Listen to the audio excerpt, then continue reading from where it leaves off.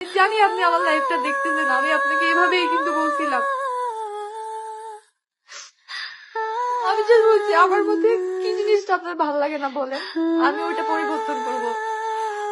আমি শুকনো, আমার ভালো লাগতেছে, আমার কোনো ফিগারে প্রবলেম, আমি জিম করবো, সমস্যা নাই, তাও আমাকে ছেড়ে যাইয়েন না।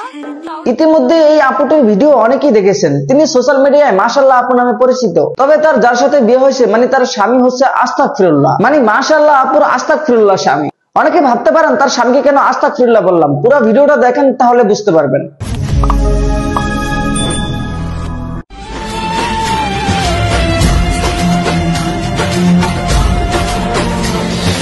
এটা হচ্ছে মাশাআল্লাহ আপুর বিয়ের ভিডিও, যেখানে তাদের দুজনকে হ্যাপি দেখা যায় এবং বিয়ের পর তারা দুজন কিছুদিন সুখের সংসার করে। তবে রিসেন্টলি তারা একজন আরেকজনের থেকে আলাদা হয়ে গেছে।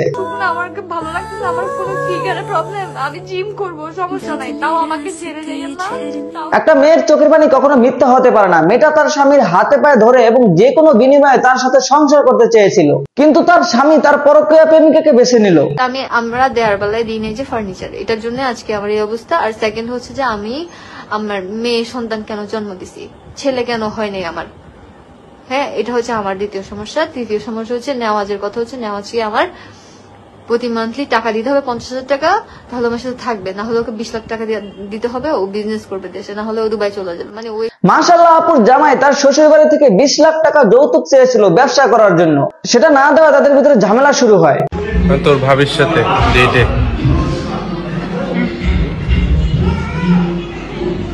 খাইতেছি এটা হচ্ছে তার পরকীয়া বউ, মানে যার সাথে সে এখন আছে। মানে ভাই বুঝলাম না, গুলশান রেখা গুলিস্তানে গেছে। আমি মাশাআল্লাহ আপুর জামাইকে বলতে চাই, ভাই তোর রুচির সমস্যা আছে, যা গরুর ভুসি খা।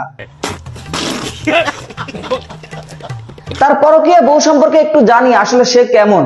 আর যতটুকু জানছি যে আপুর সাথে, যে ম্যাডামের সাথে, যে মহিলার সাথে তিনি আছেন, তার খুবই কাছের মানুষ, খুবই কাছের মানুষ, পাস্ট রিলেটেড মানুষের কাছ থেকে জানতে পারছি সে 3টা বিয়ে করছে, নাকি কয়টা করছে জানি না। নেওয়াজ হচ্ছে 4 নাম্বার জামাই। আরে বাহ চৌধুরী ভাই, আগে আসলে সুন্দরী বউর গর্বিত স্বামী, এখন হচ্ছে বুঝতে মানে 4 নাম্বার স্বামী। মানে ভাই কাচ্চি রেখে পচা ভাত খাইতে গেছে, ব্যাপারটা এরকম। ঠিক বলেছো।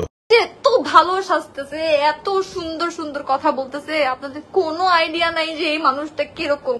আসলে মানুষকে চেনা যায় না, মানুষ আসলে বহুরূপী। তার স্বামীর পরকীয়া বউ সম্পর্কে মানুষ আসলে কি ভাবে।